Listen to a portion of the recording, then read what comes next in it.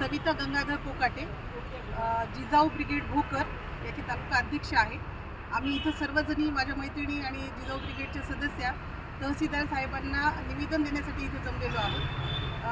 आपल्याला माहीतच आहे की मराठवाड्यामध्ये मागच्या काही दिवसांमध्ये 2 अतिशय घृणास्पद अशा घटना घडलेल्या आहेत, ज्यामध्ये पहिली घटना ही की मस्साजोग येथील तालुका केज जिल्हा बीड येथील सरपंच जे लोकसेवक होते, सर्वांची सेवा करणारे लोकप्रिय असे सरपंच होते, त्यांची अपहरण करून अतिशय निर्घृण अशी हत्या करण्यात आलेली आहे। त्याबद्दल आम्ही सर्वजणी अतिशय संतापजनक अशा शब्दामध्ये निषेध करत आहोत।